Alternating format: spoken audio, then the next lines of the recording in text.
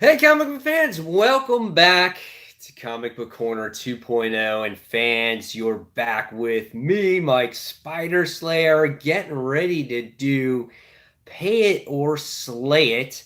This is episode 3. That's right, fans. This is the live stream where each and every week you, the fans, get to see me make decisions if you should pay for that book or you should slay that book from your pull list. That's right, fans. Now, so have a exciting show here. I have a couple people watching, so thank you so much for watching. If you like this video, give it a thumbs up. And so yeah, we're gonna get started. Kind of a controversial week this week. Hey, Legend Storm, nice to have you on the show. A little bit of a controversial show where we had obviously Batman Damned, on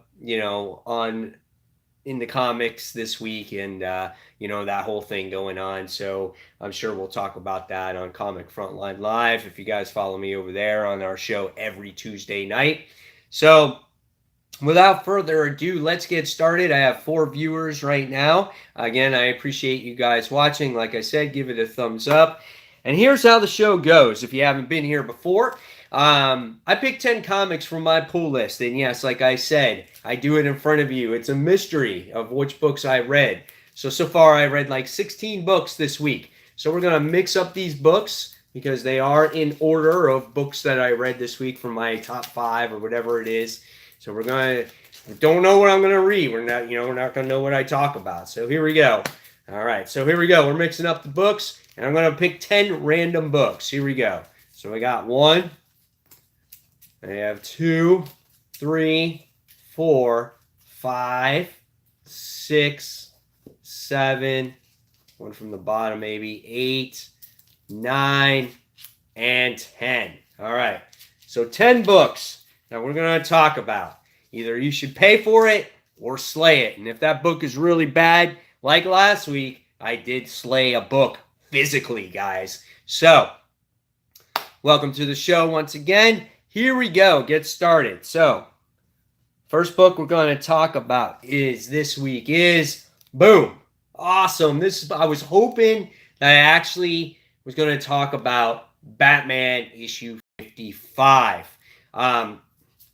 If you guys are Batman fans, obviously you know what happens in this book. So just to let you guys know, last week Legend Storm, it was Spider-Man. It was a Spider-Man book Peter Parker Spectacular Spider-Man. That book was physically slayed last week. That was the bonus book that I talked about. It wasn't even in the original 10. It was just one more that I talked about. So yeah. But anyway, Batman issue 55. This book's cover is absolutely really gorgeous if you guys get a chance to get your hands on that variant cover. But this issue was awesome. We get to see this guy come, and he just comes from, I don't know, was it Russia or whatever it was, coming into Gotham. He's this mystery guy. Lyric Magic says, Batman was a very good issue, and I agree. It was awesome. But we get to see this mystery guy who kind of looks like Eddie Brock. That's what I thought.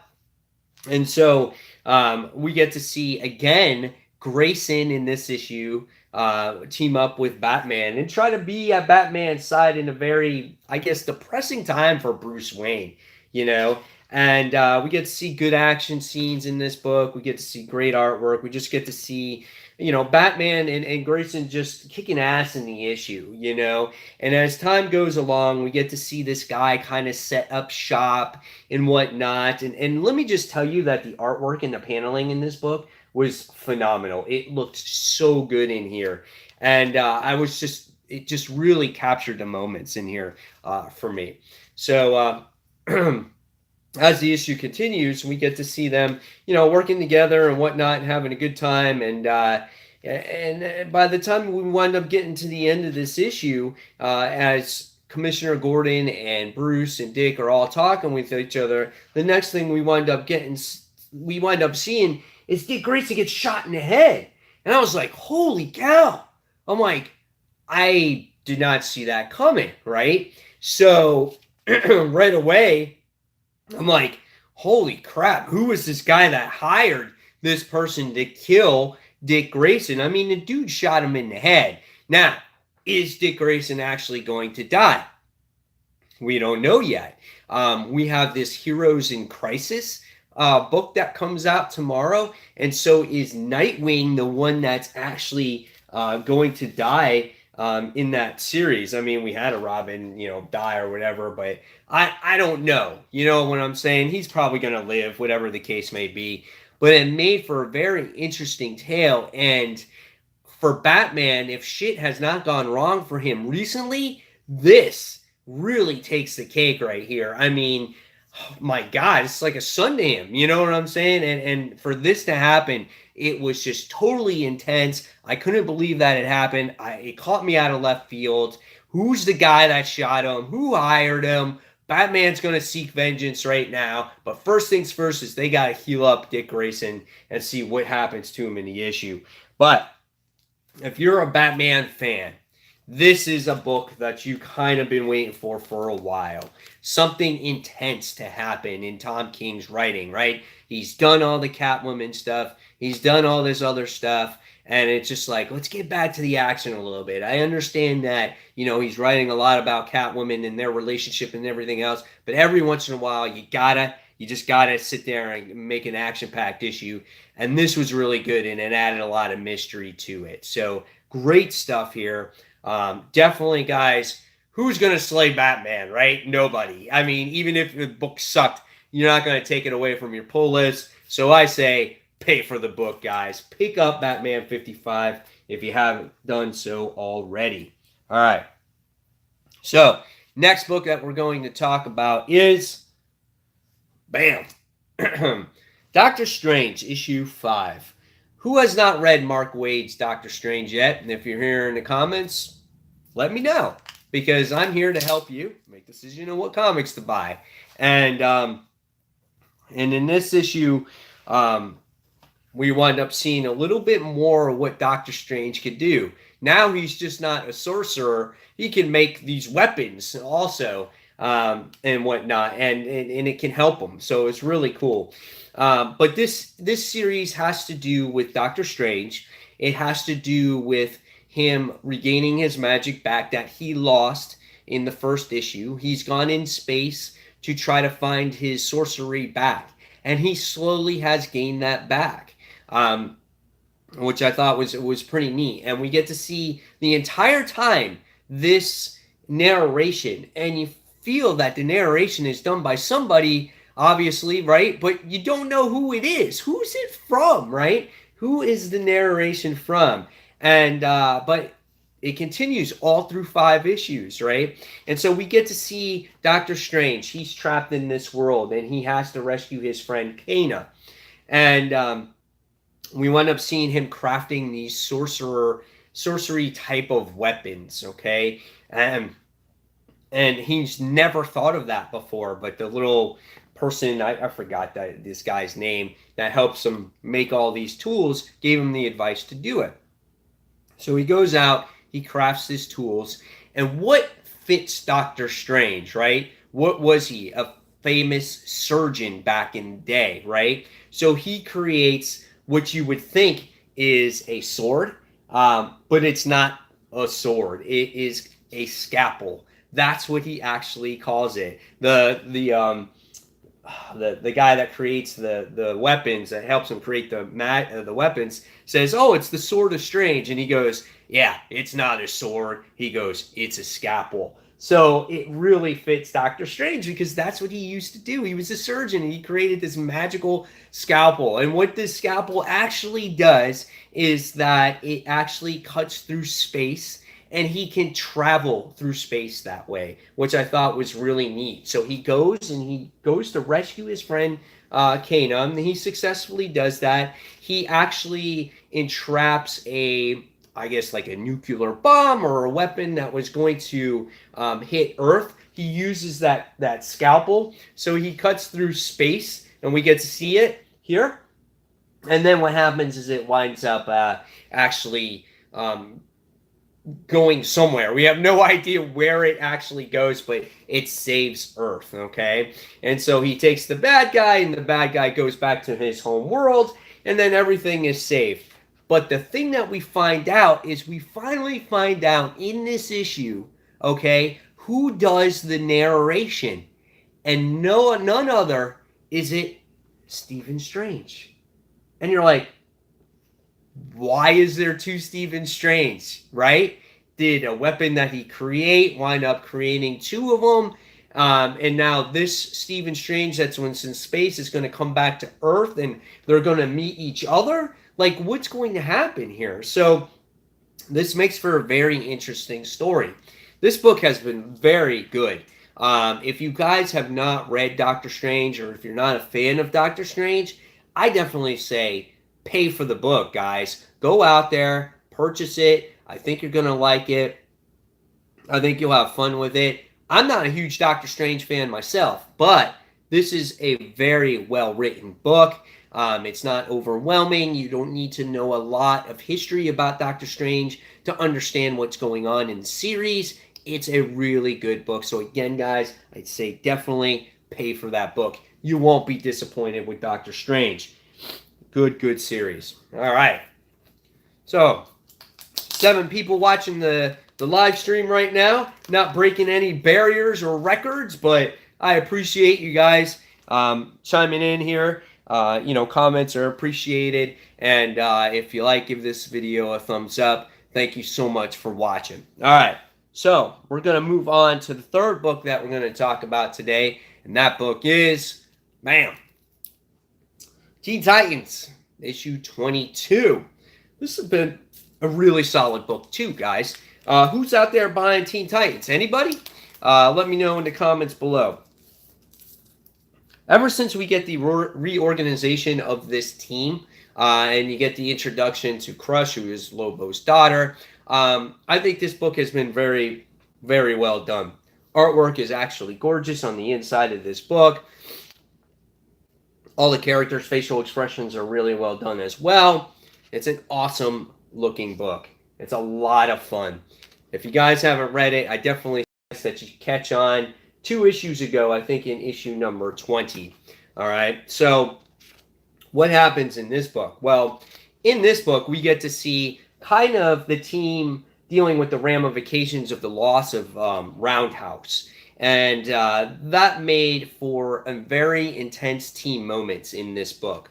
Thank you. I got 9 viewers right now. 3 likes, guys. I really appreciate it. Any chats that you want to talk about in the comments, please feel free to talk about it. I'll take any questions or comments, concerns. If you want another book to be talked about, we can talk about it there too. All right.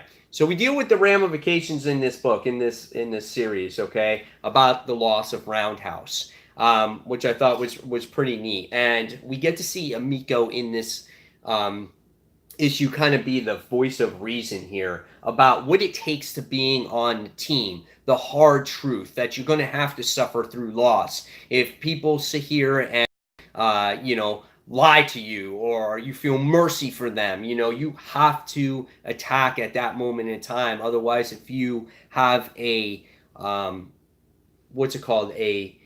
moment of weakness, it could be their opportunity and you could die, or whatever the case may be. So it's really good to see all those character interactions in there. We get to see a fun character interaction between Robin and Djinn, how maybe there's some potential relationship in this book, which I thought was really cool. But again, it was all about the team being unified here, trying to work together as a team, not as individuals, okay? Because in the beginning of the book, we wind up seeing the team not be a team. They were working as individuals, and Emiko defeated every single one of them, even though they all had powers, which I thought was really neat. But at the end of the day, we wind up seeing Damian here, okay? Damian is the one that's kind of being helped by Jason Todd, Red Hood, right? He's in this issue. And he's the one helping Robin with his secret underground lair and capturing bad guys. And they sit there and they say, well, if Batman ever figures this out, he's going to go apeshit. And it was really a surprise factor here, seeing Jason Todd in this book, saying, oh, now it makes sense, right? And at the very end of this book, again, guys, full spoilers here if you haven't read it, but Roadhouse actually never died, which I saw that coming. I knew the dude didn't die. And Flash shows up at his house and he's like, oh, hey, what are you doing alive? You know? So I don't know if he's having second thoughts of being part of the team or whatever the case may be, but he was alive. So this makes for a very good book, though, guys. I think you should check this one out. Definitely pay for this book. This is awesome read. Love how the characters are slowly growing in this book. And I think you should pick it up, especially now that Jason Todd's in the mix here. So really great stuff. Legend Storm says, I hope you got Batman Damned in that stack. And then Lyric Magic Moment says, I could not find Batman Damned anywhere, not paying 50, is that pounds, Lyric, for it on eBay. And how much is 50 pounds or 50 for you? For what I heard, it's going for $100 right now on eBay here in the States. It is a hot book. If you have not got your hands on Batman Damned, you might want to consider picking it up, because in the press, we got word saying that there's not going to be any more reprints of seeing Batman's dick, right? I don't know what to say. I mean, honestly, that's what it is. You're not going to see it in digitally. You're not going to see it in reprints. And obviously, they're not going to show it in future issues or maybe in nudity, period. Peter Parker signs in. He goes, hey, Mike. What's up, Peter? Thanks for watching, bud. $65. Boom Boom's in the chat saying, holy bat balls. So, yeah. So the book is going for a decent amount of money right now. You might want to consider, if you have the money, you might want to consider buying it, because this would be the only time, the only appearance of the bat penis. And you know what? It could be a lot more in the future. Batman's little crusader. I was talking to the other guys on Frontline Live that I'm friends with, and I was just saying, hey, Alfred, make the bat dick rise. You know, I was like, get the bat dick ready, you know, or something like that. Peter Parker said he hated Batman Damned. It wasn't my favorite issue. I like them trying to think a little bit outside the box with the artwork and the hardcore-ofness, but showing the bat penis actually wasn't a necessity. I don't think it added to the story in any way. Like, what was the point of it? Oh, I'm Batman. I can get undressed, so this is a rated R book, so we can just show it to show it. You know what I'm saying? Or to cause controversy. But if DC wanted, they could have stuck with this and been like, we got balls, we're going to keep doing stuff like this. But right away, they retracted from it, and now you're not going to see it anymore. And obviously, this drives the price. The book only had about 111,000 in its print run. So it's a lot, but it's not a ton. And remember, it's a bounded book. So people don't have magazine bags and boards at their disposal. So, and when you gotta read it, you gotta open it. Some people will open it all the way, and that ruins that spine a little bit. So you gotta feel like some of those copies are gonna, get less and less. There's not gonna be as many of them out there. So you gotta look at the value for this book. It's probably gonna go up as the days go on. Now, just because it's limited. So it's crazy stuff right there. But the book itself was okay story. I'm not a huge fan of Constantine. I do like the beginning of the story when we sit there and we see Batman on the, in the ambulance. He doesn't know where he's at. The Joker's dead. It's interesting story. I'm gonna check it out. It's only 3 issues, but if you have an opportunity to see Batman Damned at a decent price, and if you want to capitalize on that, I would say go ahead and purchase, because I have a feeling it's just going to go up and up. I found out yesterday that it was $100. On Thursday, it was only $30. So it's basically once we found out that penis is not going to be shown anymore, that's when the value went up. So that was some crazy stuff right there. And I think it just as it gets older and harder to find, the value will continue to go up. So I got 11 people watching right now, guys. Thank you so much for watching. Again, give this video a thumbs up, guys. I really appreciate it. Yeah, great stuff. So, all right, let's go on now. We're going to talk about, that was technically like the fourth book, but I don't know. It wasn't in my actual stack. I could tell right now, but I wanted to talk about it because it was the controversial book of the week. But let's talk about the actual fourth book, if you should pay for it or slay it. Bam. Venom. Issue 6, Legacy Numbering, issue 171. Who likes Venom right now? Who thinks that Donny Cates is on fire right now? I think a lot of people like Donny Cates' writing. I think they like what he did with Thanos. I think a lot of people like what's going on with what's it called?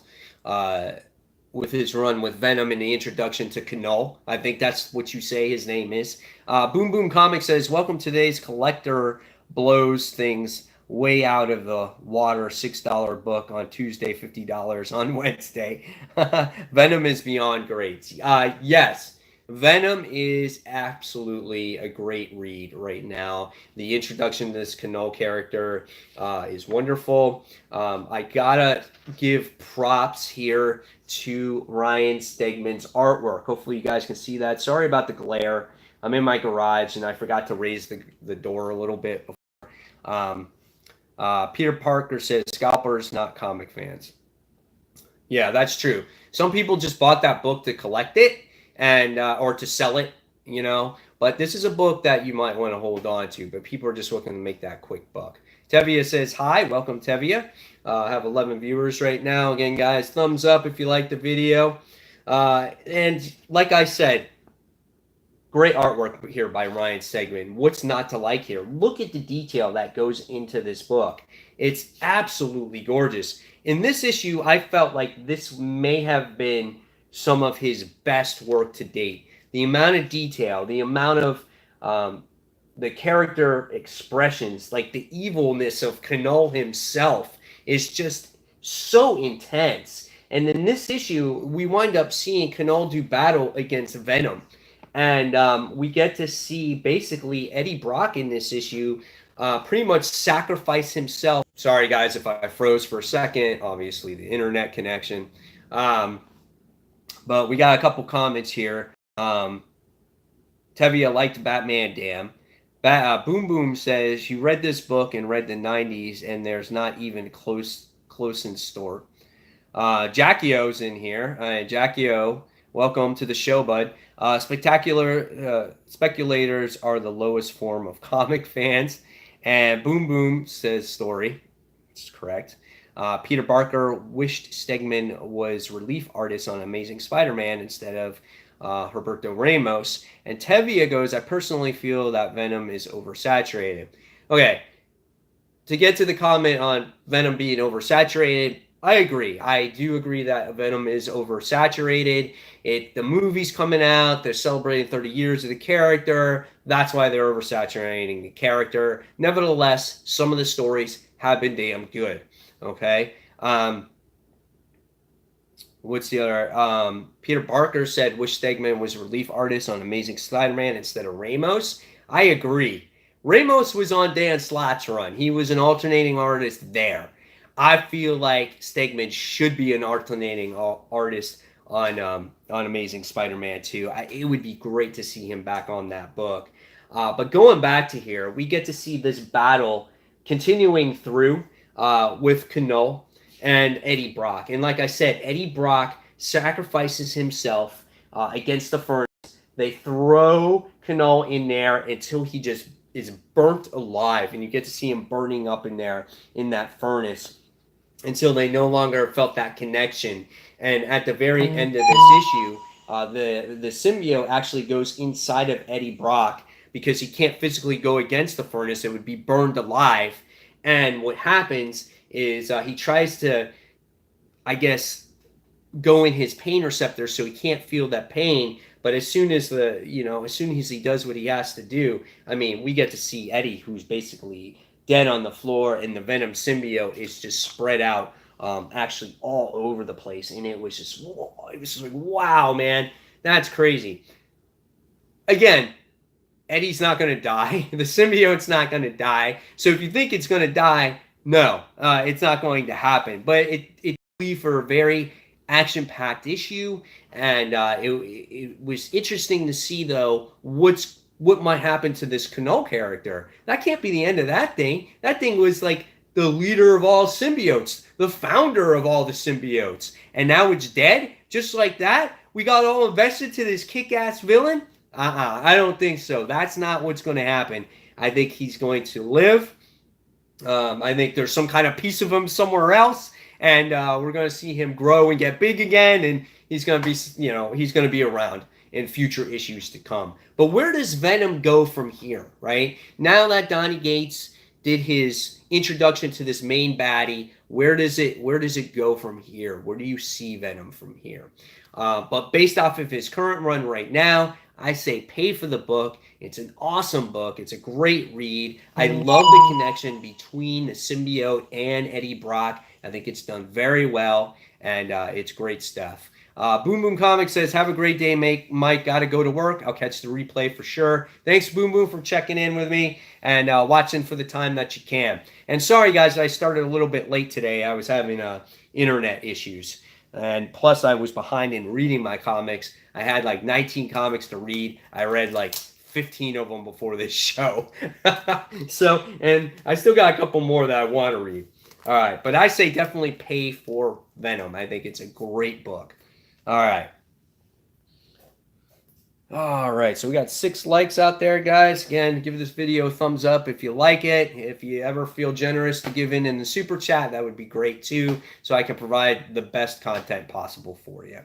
All right, so we're going to go on now, guys. We're going to go on to number 5. And if there's a book that you want to talk about in the comments, and you want to mention it, let's go for it. Just put it in there and we can talk about it and discuss it. Why did we have to suffer with Lee Price? Who gives a shit? He's gone right now. He's in jail. Will we see him again? Who knows? It was a few issues. It was something different, right? X-Men Gold is the next issue. Well, I guess we don't have to worry about paying for it. It's the last issue. Please talk about 238. What's SD? It's you might have to spell it out. Oh, Savage Dragon. Okay. Savage Dragons. Oh. Let's see if it's in the pile first. If it's in the pile, then we'll talk about it. If it's not, then I'll give you a talk about it. Okay? Because it might be in there. X-Men Gold issue 36, the final issue. Again, it's the last issue, so you don't have to pick it up. This issue, it wasn't bad. It's like a filler last issue where we get to see Kitty Pryde, talk with Peter once again, being like, oh, I just wanted to hear your voice. I think you're the best, but I don't love you really. So, okay. But it was okay story. We wind up seeing an Omega level mutant causing havoc. It's a young boy who just got his powers. He's manifested overnight. He doesn't know how to control it. So what is the X-Men's job? The X-Men's job is to try to get him under control, to control his power. And Kitty Pryde is trying to be that voice of reason and sits there and says, you have a choice. You can either make it or break it right here. You can be that monster, or you can be that person that basically controls your life. But this is where it starts, and we can help you. So he turns off his powers, which is kind of cool. I didn't see this coming. The kid gets shot in the head. I was like, damn, he just got shot in the head. Can X-Men end, period. That's what Peter Barker says. Yeah, a lot of people are tired of the X-Men. They haven't been written right in a long time, and we're getting a whole new slate of books coming out. The Extermination series, though, is actually a pretty well-written series. But nevertheless, this kid winds up getting shot, and Kitty Pryde's like, oh my God, what the hell? And then you see this guy, And Kitty's like, he wasn't hurting anybody. And the dude's like, he wasn't hurting anybody, lady. Take a look around you. And he was just sitting there. You see, the whole city block was leveled, right? So they take him into the hospital to try to save him. He's bleeding out his head. The doctor wasn't going to operate because he feels he can't control his powers and he could explode and destroy the hospital. And it's at the cost of one life compared to a whole bunch of others. And Kitty's like, yeah, one mutant life. You're a bigot. That's what she basically says to the doctor.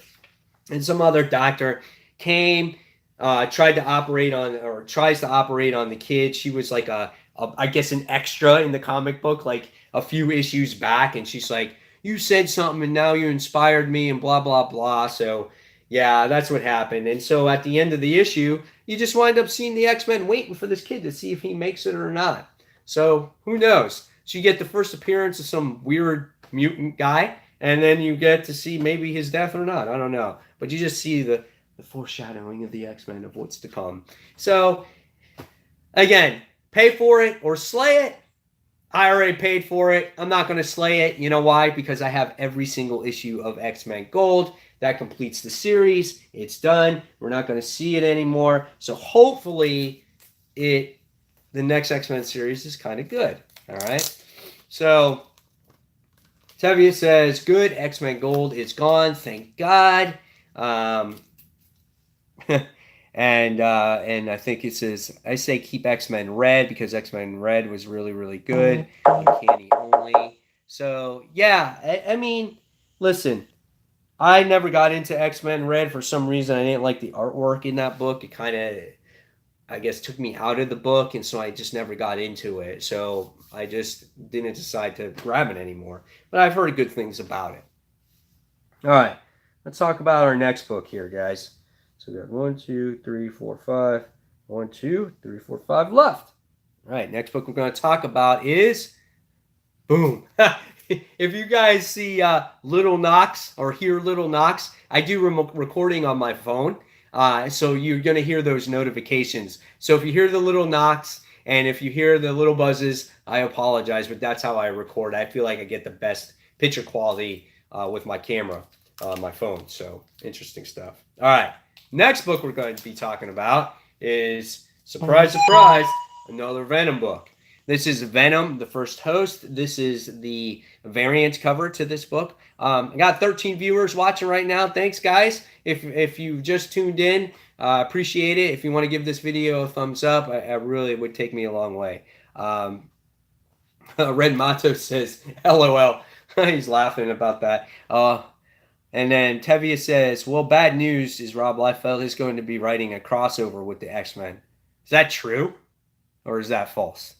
So Venom First Host, I feel right now is the better story than Donny Gates's book. And even though Donny Gates's book is really good, this feels more like a traditional Venom story, like say from Lethal Protector or in that aspect. But in this issue, we wind up seeing Eddie. He winds up getting this new symbiote. He acquired it in the last issue. It's black and green. It's the baby spawn symbiote, and he calls it Sleeper. And he has these pheromones where it can control people, put people to sleep and whatnot. And so what happens in this issue, we find out that the Kree person that has his symbiote, the Venom symbiote, is releasing this bioweapon on the Skrulls and is killing all the Skrulls. You can see here what happens. So, and they're going to stop this guy before he releases it on all the Skrulls. So, Peter Barker says, can't beat Bagley's artwork. That is true. His artwork is actually phenomenal. And in this issue, you get to see this battle continue between, Eddie, and you get to see the Kree. And again, it's very good artwork in this issue. It's very detailed. And what makes this book really well done is the actual color art in here, the colors. Give it up to the colorist in here because it looks really good. And they go toe-to-toe. They battle with each other and whatnot. And then basically what happens is the symbiote is almost destroyed. But it comes back as well, and it attaches to Eddie. And just when you think the Kree is going to lose, the whole Kree army comes, and it surrounds the ship. And we have one more part to go. So if you are vested into Venom First Host through the 4 issues of it, I say continue to pay for that book, guys. Don't slay it. It's actually really good. And we got introduced to a new symbiote.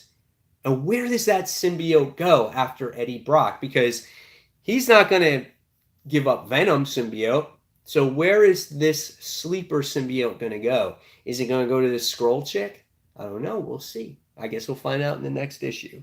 So definitely pay for Venom First Host. If you haven't checked it out yet, I say wait for it to come out in trade and then check it out at that time. Great book. Awesome book. One of the best Venom books I've read to date. All right, next one we're going to talk about is Infinity Warps, issue 1. Yeah, JLS, Jesse's on. Hey, Slayer. What's up, bud? Thanks for watching. Awesome that you guys are checking this out. Hopefully this is a decent time for you all. And Tevia says Liefeld is confirmed to be writing a crossover. Do we know what that book is? Or is it just an X-Men book? I'm very curious about that. 15 viewers, 10 likes, guys. Keep those likes coming. I really appreciate it. So here we go. Who liked Infinity Warp Soldier Supreme? Did you guys read this? Are you picking up these? Do you feel like these are unnecessary? Well, reading this book, you get to see a mashup of Doctor Strange and Stephen Rogers. Both named Stephen, but spelled a different way. So I thought that was kind of neat that it is called Stephen Strange, right? Really cool. But in this book, in Warp Land or Warp World, we get to see a young Stephen Strange, winds up coming, gets same thing, origin story, super soldier serum. He has the mix between Captain America's hair and Doctor Strange's mustache, which I thought was pretty cool. Brett Hess says, "What's up, Slayer? What's up, buddy? Welcome. Thanks for watching. 16 viewers, 10 likes, guys. Thank you." And we get to see that the Super Soldier Serum is a mix between the Super Soldier Serum and Doctor Strange Serum. And he becomes this sorcerer. And we get to see him test out the shield and all these cool things. And I thought it was a lot of fun. And then we get to see Red Skull be a mix between Domino and Red Skull. I thought that was fun. And Bucky Barnes is Bucky Wong, where it looks like Wong's face. And he's got the Bucky Barnes arm. It's cool stuff, dude. It's funny as hell, And you get to see all that stuff, and you get to see all that action. Let me see. Here's Bucky right there. So you get to see him in there too. So Tevia says he just feels like it was unnecessary. But the thing is if you're reading Infinity Wars, right? What did Gamora do? She doesn't eliminate half the universe like her dad did. She just warps them in half. And so it combines all these people together, including heroes and villains. So if this universe is created, wouldn't you want to see what these characters look like? I think it's badass. I think it's a lot of fun. This was a good book, a good read. And I think, don't take it seriously. If you're looking for a fun read and it piques your curiosity, I say pay for this book, guys. These are the books that you want. The next one is like Arachnite. There's an Iron Hammer. That one comes out. Isn't that cool seeing like Iron Man with Thor? That's super badass. I want to see that shit. So pay for these books. I think these are good. I think you'll have a lot of fun with them. I like this one. Great book. All right, guys. Again, if you want to talk about any book, put it in the comments in the chat, and we can talk about them if it's not in these books that I had already talked about. All right, we got 3 left to go. Next one is West Coast Avengers, issue 2. This is a good book as well, another team book. I did, in my Battle of the Comic Books, I compared Teen Titans to West Coast Avengers. Teen Titans got the edge. I felt there was a lot of standing around and talking in this issue. Tevigo's question, why is it called Infinity Warps? Because doesn't that sound confusing?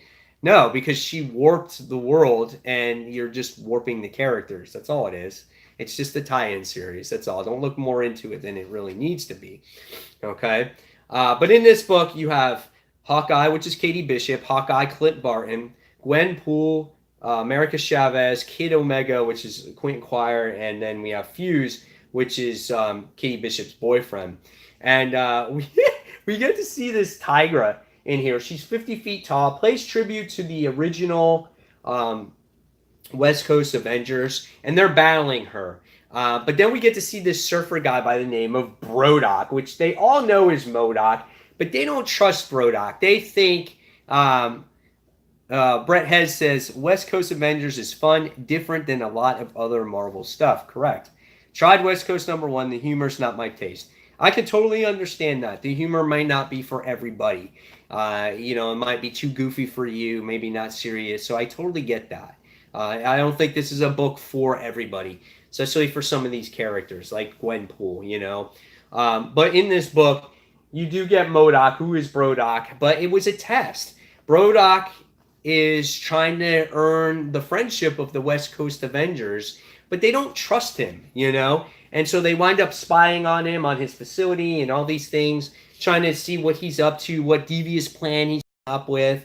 And then what happens is when Katie Bishop and Hawkeye wind up coming back to their base, Brodok finds out that they went searching through his files, and he gets pissed off. And we can see he's like, I gave him one chance to be my friend, and that's not the case. That's not going to happen. And he sends out all these 50 feet beasts coming after them or whatnot. So it's kind of funny.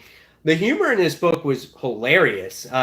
Just seeing Gwenpool and Quentin Quire actually hook up in this issue was kind of funny. They would argue with each other, and then they wind up hooking up with each other.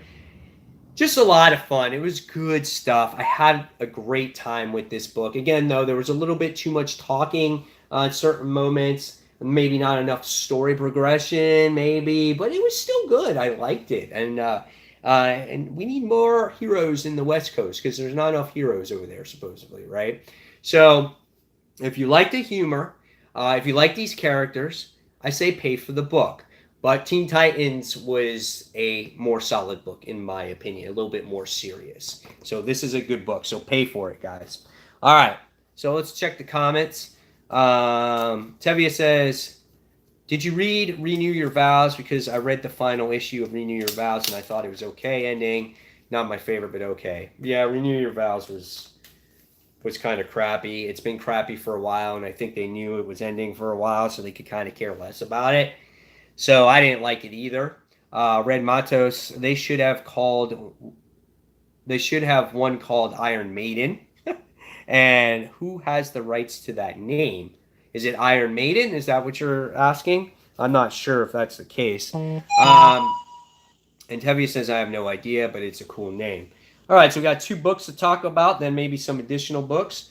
All right, so the next one is The Life of Captain Marvel. This is issue 3. JLS Comics says, I'm guessing Steve Harris or his estate. Life of Captain Marvel. This series, I feel that it could be a hot series right now because Captain Marvel, the movie, we got that trailer the other day. I know a lot of people didn't like that trailer. I thought it was good. It's a teaser trailer, guys. I think we'll get a little bit more out of it when you see the official trailer come out. But I got a lot out of it. It got me excited about it. And think about it, guys. What Marvel movie has been bad? Really none of them. So, you got to go with it, But anyway, The Life of Captain Marvel. Legend Storm says, how could you not like the trailer? A lot of people said that they didn't. So in this book, all right, we get to see a Kree enemy come in the sights of Captain Marvel that's getting ready to attack. We get to see more of Carol being home, taking care of her family. We found out that her mom was cheated on. Her father had an affair, right? And whatnot. And we get to see Carol just, rekindling relationships and things like that. And it was kind of cool seeing her history. And she actually saw her dad have this affair, but totally blocked it out of her mind. It's really a really good story here. And we get to see that the mom found this remote, this transmitter, and Carol is like, well, this was dad's, and she throws it away, and she just gets really upset about this whole situation. And we get to see more of the life of Captain Marvel. That's basically what it is. I'm not taking too long to describe the issue. We get to see the attack of the Kree type of creatures and whatnot. But the big thing that that was at the end of this issue is that we find out that Carol Danvers' mom is a warrior, just like her. And I was like, what the heck is going on there? I'm like, what's that? I'm like, where did she come from? And I had no clue. And she's like, Ma, really? So it's kind of funny. Really interesting book. I love seeing the accent in this book when you read them, the characters and whatnot. But it was a good book. I think is it 4 issues of this or 5? I know this is a limited series as well. If you guys know in the comments, you can tell me that. But really great book. Really awesome story. Did not see that ending. Good stuff. And I say pay for that book. We got Comics Misexplained on here. Thank you for showing up. And let's see. Catching up on the comments. We have... let's see. Catch up on these. Cool name, which breaks my heart. I love Renew Your Vows. It was good when it first came out, but as it gone on, it sucked. I guess in Steve Harris or Stay Okay, that's when we get that. Why did Marvel sabotage Renew Your Vows? Well, because now you have the real Spider-Man book, and you got Mary Jane back. So why not? You don't need Renew Your Vows anymore, right? How could you not like that trailer, Legend Storm says. When I saw the trailer and I read people's comments, a lot of people just didn't agree with what went on in the trailer. They didn't get enough from it, JLS Comics says Elektra. Now that was bad. That was a horrible movie. Yes, I agree with you there. They aren't real Marvel fans then. Tevia says some people felt like it was bland, which I disagree. Red Mato says DC fans didn't like it. Tevia says, also, it's mostly SJW assholes. Okay. Also, it's mostly, yeah, we got that. Yeah, the 30-second Joker clip was more exciting. Who think the trailer is bad? Like I said, it's people in the comments. And let's see, Peter Barker says, MJ also makes a guest appearance in Savage Dragon issue 238. She does. She does make an appearance in there, which I thought was kind of funny because she's the one at a bachelorette party.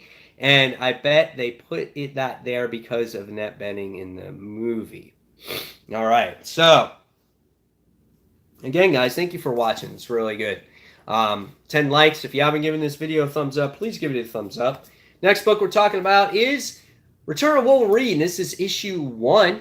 Happy that Logan's back. It seems like it's taken forever for him to come out with all these miniseries and whatnot. And I felt like this was a competition book with Batman Damned, in my opinion. We get Wolverine in this issue. He kind of wakes up, doesn't know what's going on, doesn't remember who he is. He's just fighting bad people. You get to see flashbacks. The art is cool. Who likes the Wolverine hot claws? Do you guys like that? I did like the artwork in some aspects. In some aspects, it was not that great. Like at the end here, let me see if I can find a picture. Yeah, like this picture right here. I'm like, what's going on with Wolverine's face right there? Right? He's so hairy. My God. And who likes the new costume change too? Is he supposed to be like the Dark Knight of Marvel? Like, I don't know. But I'm not. It was okay book, okay? I mean, we get a lot of explanation, a lot of dialogue. We get, I'm trying to remember because this was the first book I read. Good action scenes in the book. But he needs to stay in his iconic costume. I think that's what it is. But he adds all these flashbacks. And God damn, I can't remember what happens. I really can't. Should have reread this book. He hits his head. He tries to remember other things. I guess there was a clone of him. I don't know, dude. Sabretooth. I guess it wasn't that memorable for me. I don't know. I didn't find it that great, I think. And that's why it was lower in my list. Because there was nothing here but a bunch of fighting and shit like that. And then he puts on this costume and he's got to team up with this doctor and all this other bullshit. So, I don't know. I can't give you an honest review. I need to read it. I read it at nighttime, and it was the first book last week. So let's see what the comments say. All those miniseries I found pointless, and found Wolverine Returns boring. He returned too many times. Heard that hot claws are only temporary, because that was what that villain did. I think it put those hot claws in there. Not digging the new costume. I agree. Comics misexplained. It's lame. It's black. It's not Wolverine, right? I don't know. Just not there for me. I found the new costume boring.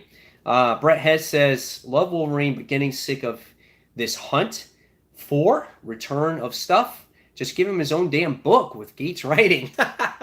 Well, this is your first, okay? This is your mini with him returns, and then you'll get your ongoing. And hopefully it'll look like this once again. So, if you care about this mini series and you want to spend $5, then pay for the book. Otherwise, if you want to wait until an ongoing series comes out, then just slay it and don't read it, okay? All right, so no horrible books this week in my pull list. They were actually pretty good, at least the ones that I actually showed here on the show. I know we got a request for Savage Dragon, issue 238, on my thoughts of that book, so I'll talk about that real quick. By the way, if anybody reads Savage Dragon 238, it's been basically a porn magazine. That's pretty much it. We've been introduced to Malcolm Dragon, who's Savage Dragon's son, who got married to I think it's a Chinese woman by the name of Maxine. And this girl has been a sex-driven nymphomaniac. And we get to see that in this series, okay? And we legit see it, guys. I would have slayed Batman damned 100 or not. That's funny. But in Savage Dragon, you get to see all these sex scenes that happen between Malcolm Dragon and Maxine. She's had threesomes. She's had these... In this issue, she has this orgy party at a bachelorette party. And you see her do some crazy stuff with some guys, and this is probably the most explicit book yet that I have seen from Savage Dragon. Now, it wasn't like my least favorite book, because all this time that they've been showing it, finally, it looks like that Eric Larson, who is the writer and the artist of this book, has actually put a reason why. It's just not there. It would be visually nice on the big screen. This book is really weird. Anyway, there's a purpose behind it now. We find out that Maxine is a nymphomaniac, or she's addicted to sex, and not even after she died, because she died at one point, but she's just addicted to sex. Because maybe because there was no life in her, there was no emotion in her life. Her parents never gave her emotional support, and I think she seeks that out. And you see her in the issue actually go see a psychiatrist for this. So she recognizes in this issue that she actually has a problem, and that she's trying to rectify that. And it finally hit her in this issue. And I felt like finally that even though maybe all these sex scenes aren't necessary to put in the book, at least now there's a reason behind it. Not because she's just some crazy Chinese chick that loves to have sex. She actually has a problem. So it actually develops the character a little bit. When I first got the book, I flipped through it and I'm like, oh my God, are you kidding me? Once again. But when I read it and I got to the final page and we got to see the narration throughout the book through her, I was like, okay, well, this makes sense now. Now, hopefully she gets her issue under control and the book actually takes itself a little bit serious again and not so much overdone sex scenes. I don't need to see it. You know what I'm saying? That's me, preferably. I feel that it's just unnecessary to go that hardcore in a comic book, right? It's kind of crazy, though, how Savage Dragon doesn't get that media attention obviously, like Batman does, because Batman is a mainstream character, okay? And so you see a shadow of a penis in his Batman's ass, and the whole world erupts. But in Savage Dragon, you have a freaking girl giving a guy a hand job or sitting there, you know, having threesomes and orgies, and it doesn't even blink an eye in mainstream comics. It's not even talked about. And I just feel like it's just like it's crazy. You know what I'm saying? Just because it's Batman, everyone flips out. But all this sex and all this other stuff has been shown in other comics, a lot worse. So it is kind of crazy. You know, you can look at it both ways, but it's just like, why isn't, you know, Savage Dragon banned or whatever it is? Is it because it's independent comic? I don't know. But Savage Dragon, I don't like seeing all those scenes, but at least this time it made sense why Maxine is the way that she is. She had a problem while growing up, and it's crazy stuff. All right, let's see what the comments say here. Let's see. Tevi goes, what the hell is this book? We were talking about Savage Dragon. Red Motos, it would be visually nice on the big screen. This book seems really weird. Comics Misexplained says, doesn't he come so hard that she gets knocked out on a wall? So ridiculous. Yeah, exactly. Because he's oversized and he shoots so far that, yes, that's what happens in the book. And that's what I'm talking about. It's these over-sexualized, just not necessary type of issue. Thought the sex scenes were done tastefully and there's for a reason, not just for a shock value. See, I think in this issue, I think it finally makes sense. That scene in this issue makes sense, Peter. You're right there. Okay? That it all had a purpose in this issue. Okay? But leading up to that, it took so long to lead up to that all the other scenes weren't necessary. What's the purpose? I flipped it for 125. I have two. Okay, so Red Mato said he flipped Batman Damned, I think, for 125. Red Mato says I have two more Damned. Okay, wow, that's really deep and sad. Parker says, yes, Maxine is insecure. Comics Misexplained says, I just remember Comic Pop talking about the ridiculous over-the-top sex stuff. And Tevye says it took him long enough. The healing thing was good too. Overall, good issue. Hopefully the direction goes somewhere. Isn't Savage Dragon a mainstream character too? He's not. He's not. You know, people make a big deal when it's Superman, Batman, you know, all those other characters, all the major characters. But when it goes to an independent character where it's basically a cult following who follows Savage Dragon, it's not a big deal. It's just funny though, but it's funny how the book doesn't capture the attention like a Batman book does, right? So it's crazy stuff. Tevi says, well, at least for Image. I get it. You know, I get it. He is a mainstream character, I think, for Image because the book has been going on for so long. But the only reason why the book goes on for so long is because Eric Larson is ahead at Image Comics. It's not because of the overwhelming sales of Savage Dragon. If I looked up the sales at Savage Dragon, how many copies would it be, right? I have no idea, but it's not very many. But he keeps writing it because he loves to write it, and he's ahead, so he can do it, and he can afford it, so why not do it? Jesse says, exactly, Mike, so thank you. Tevye says, yeah, I don't get people or the comic book industry. I don't get the Batwing being an issue. I have one, LOL. JLS says, DC is overly sensitive about this kind of stuff. Maybe after the baby in the microwave debacle, they recalled a book because Superman was holding a beer bottle. I just, you know, you don't expect to see Batman's penis in a book, right? And being that it was a rated R book and it was for mature readers only, it was the point of they wanted to just do it because it's rated R. That's why they did it, and it added nothing to the story. It wasn't really necessary, right? You didn't have to have it, but if it was there, gives a shit, dude? It's just a penis, man. Don't make a big deal out of it. For years and years, we've seen in comic books, look at the females in our comic books. SS12 says, hey, what's up, buddy? Look at the females in comics, right? For years, you got male artists drawing females, and they're over sexualized, right? Big boobs, long hair, perfect bodies, and they're basically naked for the most part. They're just colored over their bodies, and it's just like, oh, who cares? No one bats an eye at that.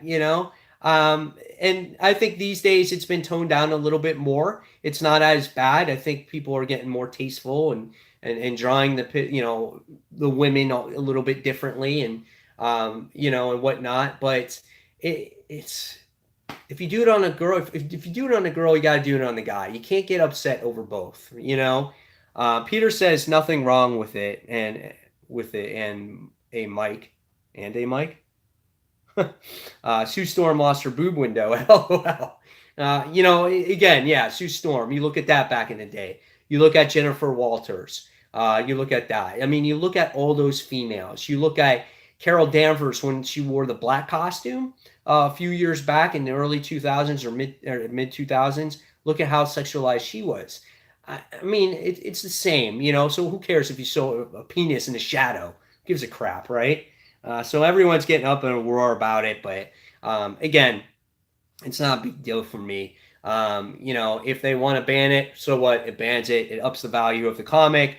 And so if you're a collector and if you have this in your collection, just hold on to it. Take care of it. It might be worth something one day, right? So yeah, great stuff. Let's see. We got Tevi. Porn comics do it all the time. What are porn comics? You read porn comics? I know. Zenoscope has crazy covers too, like that. All their covers, all their variant covers have females on them. And you don't hear about it. Their comics are not banned. Peter Parker Black Label. Oh look, we're so grown up. Tevi is like, who cares? Nothing wrong with it. JLS says Sue Storm lost her boob window, like I said earlier. Back in the day, I read Conan comics. It wasn't from Marvel. It was from somebody else. I want to say maybe from Dark Horse. Long time ago when I was a kid. And there was a naked woman in there. And I was like, wow, look at this. It's crazy. Unnatural has some explicit covers now. LOL. At JLS, probably nothing now. So, yeah. So crazy stuff, guys. So, yeah. If you guys actually watch Comic Frontline, don't forget tonight, Tuesday, 10 p.m. Eastern Standard Time. We're going to talk about our top 5 comics of the week. We're going to talk about all the news this week. And I'm sure we're going to have a much bigger debate on this comic with Batman Damned. And so if you guys want to tune in over to there tonight, we'll keep talking about it. But for now, guys, hopefully you enjoyed Pay It or Slay It, episode number 3. Stay tuned next week as we will have episode 4. It starts around 12-ish or so, or 12:15. And hopefully you guys are all here next week. And I appreciate each and every one of you taking the time to watch the video or the live stream and commenting. It was great to have a conversation with all you guys. Hopefully you had a lot of fun today. And the comments are still coming about orgies and all kinds of stuff. So crazy stuff there, guys. But again, thank you for watching. And until that next comic book review, I'll see you guys real soon. Take care, everyone. Bye-bye.